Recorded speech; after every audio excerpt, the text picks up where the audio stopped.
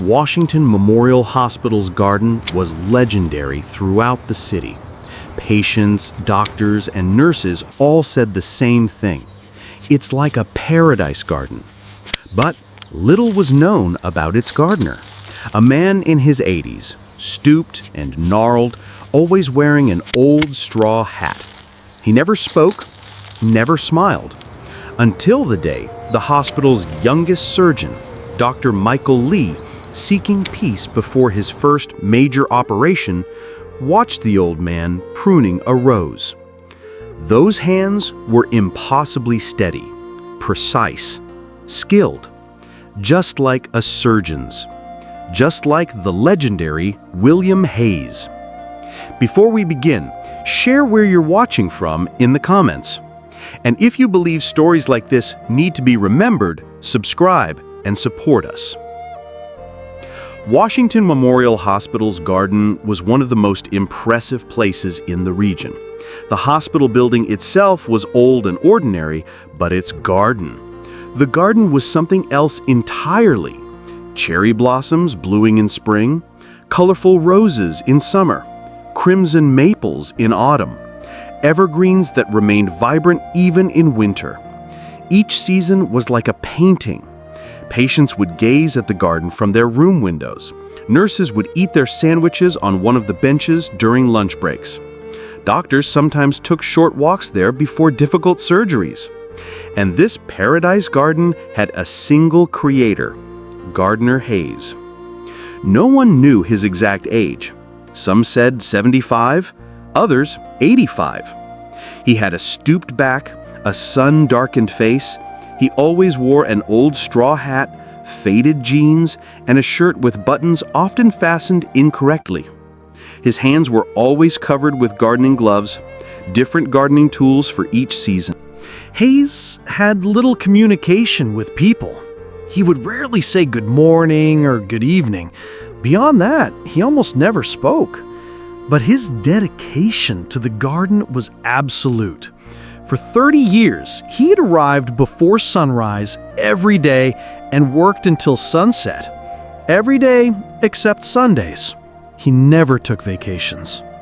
The hospital staff had grown accustomed to him over the years. Newcomers would hear rumors about him. He never says a word. He doesn't like to be disturbed.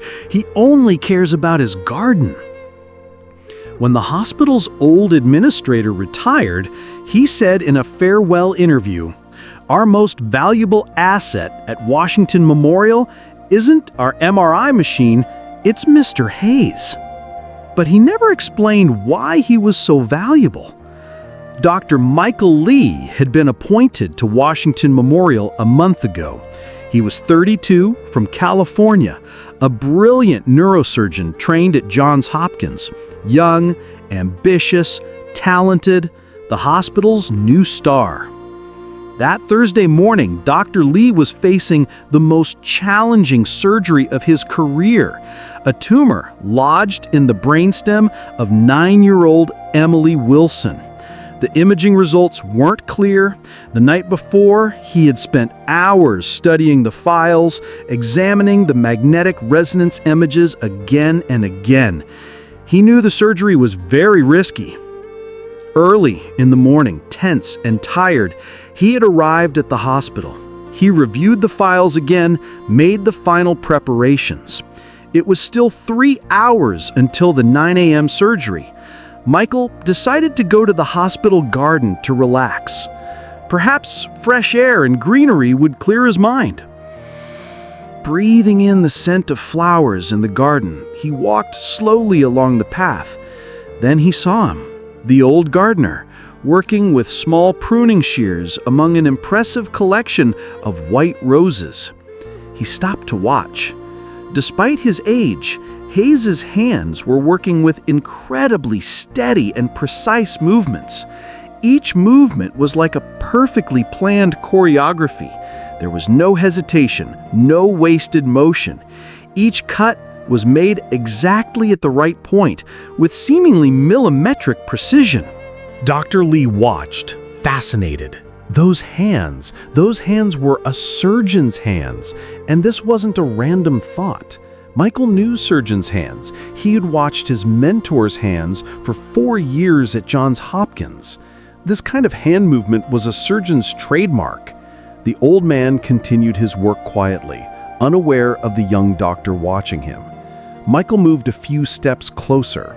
Hayes's hands were now more clearly visible. Old, veined, sun-spotted hands. But their movements, these movements belonged to a master, a virtuoso.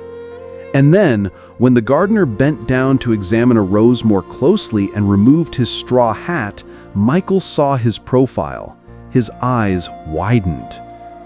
"Dr. Hayes?" he whispered. "Dr. William Hayes?" The old man froze. He slowly straightened up, but didn't turn. Michael moved a step closer. "Are you the ghost surgeon from Vietnam?" Hayes dropped the pruning shears he was holding. For a brief moment, only bird songs could be heard in the garden. Then he slowly turned to Michael. His eyes were sharp, but tired. "That man is gone, son," he said in a low voice. "He died a long time ago." Michael's breath caught. It really was him, William Hayes, the legendary war surgeon of the 1960s and 70s, the man who performed the most impossible surgeries under the most difficult conditions in Vietnam. In medical school, he was like a legend, a myth. And now he was standing before him. "I recognized you," Michael said excitedly. "We read about you in medical school. We studied your techniques. You're a legend." Hayes laughed bitterly. "Legends usually hide the truth, young man." Michael, confused, asked, But why? Why are you a gardener here? You are one of the world's best neurosurgeons." Hayes bent down to pick up the pruning shears he had dropped. "Not anymore," he said simply. "Now I'm just a gardener, and I prefer to stay that way." "But why? What happened?" The old man studied the young surgeon carefully. "You have an important surgery today, don't you?" Michael was surprised. "Yes, a 9-year-old girl, tumor in the brainstem." Hayes nodded. "You're tense. You're hesitating. It's a very difficult case. Show me."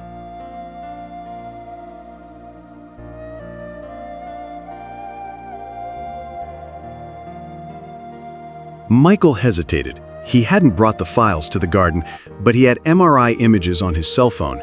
He took out his phone, opened the images, and handed it to the old man. Hayes took the phone in his hand, adjusted his glasses, and looked at the images. He examined them silently for a long time. Then, "Interesting," was all he said. "The tumor is in the brainstem, in a very sensitive area," Michael explained. "The imaging isn't clear, so I don't know its exact size and location.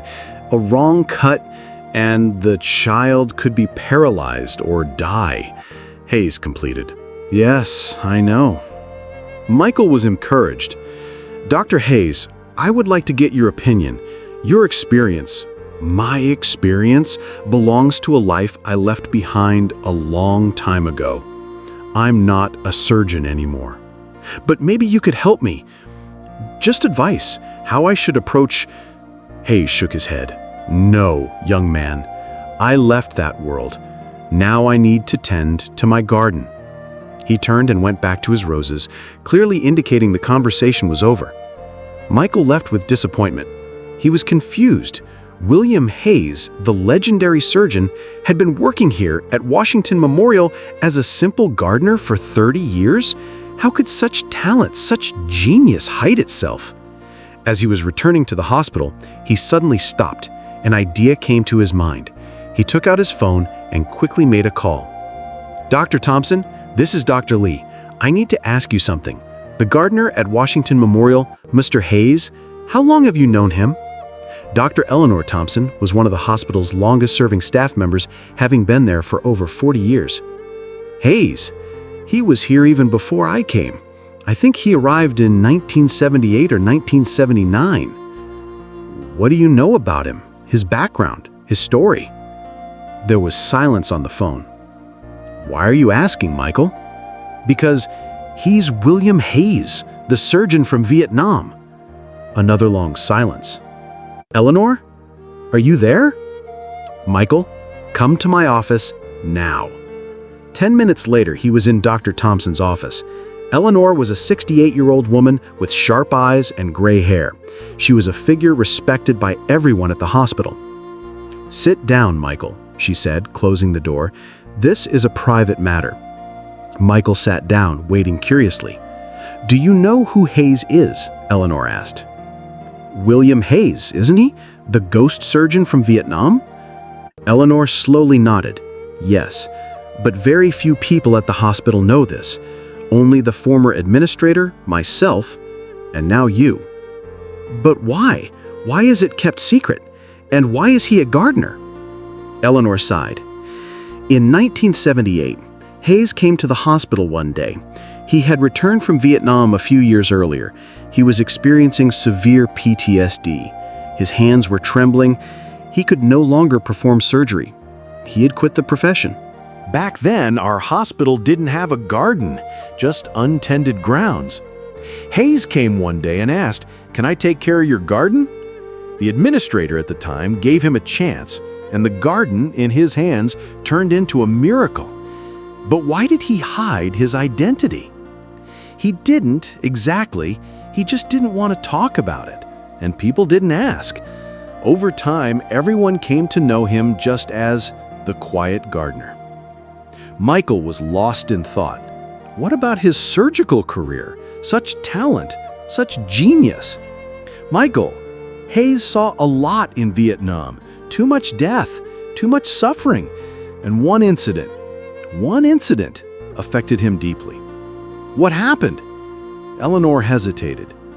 That's his story, Michael. Maybe one day he'll tell you, but for now, show respect.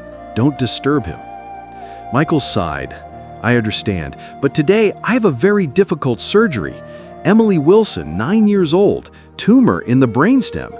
The imaging isn't clear. And you want Hayes's opinion, Eleanor completed. Yes, his experience could be invaluable. Eleanor thought for a long time. Maybe I can do something. 2 hours later, when Michael entered the operating room, he was surprised. In the observation room behind the glass, old Hayes was sitting. He was still in his gardener's clothes, but he had washed his hands and cleaned his face. Eleanor was beside him. She opened the microphone. Dr. Lee, Mr. Hayes wanted to observe the surgery. I hope that's not a problem. Michael smiled. Not at all. In fact, I'm honored. Emily's surgery lasted 7 hours. Difficult, tense, breathtaking hours. When Michael made the first cut, he felt his hands trembling. But then, with the confidence of knowing Hayes was watching him from the observation room, his hands steadied. The first hours went well. He had reached the tumor. But then, the critical moment came. The part that wasn't clear on the MRI was now before him. The tumor had penetrated deeper into the brainstem than expected. He didn't know how to proceed. Michael hesitated. He looked at the observation room. Hayes was leaning forward, his eyes locked on the surgical field. Dr. Lee, the head nurse asked, are we proceeding? Michael hesitated. This was a critical moment. A wrong move could cause irreversible damage. And then Eleanor's voice came from the observation room. Dr. Lee, Mr. Hayes would like to say something. Michael looked up. Hayes had approached the microphone.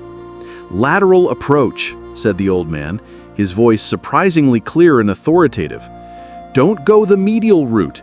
Enter laterally, from a superior angle. Michael thought for a moment. This was the exact opposite of the classic approach. But it made sense. More risky, but if successful, he could completely remove the tumor. Are you sure? Michael asked. Hayes simply nodded. There was certainty in his eyes. Michael took a deep breath and decided to try the lateral approach. The nurses and assistants looked at each other with surprised expressions, but no one objected. An hour later, the tumor had been completely removed. Clean margins, minimal tissue damage. Michael couldn't believe it. This was the best surgery of his career. "Let's close," he said, relief in his voice. After the surgery, Michael rushed to the observation room, but Hayes was gone. Eleanor was waiting there. "Where is he?" Michael asked excitedly. "He went back to the garden," Eleanor said, with a smile, "as he always does." Michael immediately ran to the garden. He found Hayes in the rose beds, working as if nothing had happened. "Dr. Hayes," Michael called out, "thank you. Your advice saved a life." Hayes didn't look up. "I didn't do anything. You performed the surgery." "But the lateral approach, I would never have thought of it." The classic approach to brainstem tumors is medial, but in some cases, lateral is more effective. That was something I learned in Vietnam. Michael sat down beside him. "Please tell me, what happened in Vietnam? Why did you quit surgery?" Hayes was silent for a long time. Then he put down the shears and straightened up. "In 1975, just before Saigon fell, they brought me a soldier. A young boy, maybe 19 years old. He had been shot in the head. There was a bullet in his brainstem. He was in very bad condition. I went in with the classic approach, medial, but the bullet was positioned unexpectedly. I was misled and Hayes's voice trembled. "And the boy died. On the table, in my hands." Michael listened silently. "That night, my hands started to shake. Psychological, they said, PTSD. But the trembling never stopped. I could never perform surgery again." But your hands are steady now," said Michael. "I saw you pruning the rose. There's no trembling." Hayes smiled bitterly. "They don't shake when I'm working in the garden, only when I approach an operating table, only when I hold a scalpel." "Is that why you became a gardener?" "Yes, a job where I could use my hands, be creative, and maybe, in some way, save lives." Michael nodded thoughtfully. "But today you saved a life, Emily's life." Hayes shrugged. "You saved her, doctor. I just made a suggestion." "No," Michael said firmly. "Your wisdom, your experience, this is invaluable, and until today, you haven't shared it with anyone." Hayes was silent for a long time. "Then, maybe it's time to share," he said slowly. Michael got excited. "What do you mean?" Maybe occasionally, in your difficult cases, you could consult me. In the garden, of course. I can't enter the operating room, but maybe." "That would be wonderful," Michael said, almost shouting. "Like a mentor. You would still be the gardener here, but you would also teach me, guide me." Hayes smiled slightly. For the first time, I saw him genuinely smile. "Maybe, but you shouldn't tell anyone about me. I'm still just the gardener, Mr. Hayes, the gardener." "Deal," said Michael, "but to me, you will always be Dr. Hayes, the ghost surgeon." Hayes nodded, then turned back to his roses. Michael, understanding that he wanted to be alone for a while, walked away. After that day, a small routine changed at Washington Memorial Hospital. Before each challenging surgery, Dr. Michael Lee would take a walk in the garden. There he would chat with the old gardener, sometimes showing him MRI images, sometimes just sharing his concerns. And while patients marveled at Dr. Lee's incredible success rate, no one knew that behind these successes was another hero. A quiet, humble hero with pruning shears in his hands and a straw hat on his head.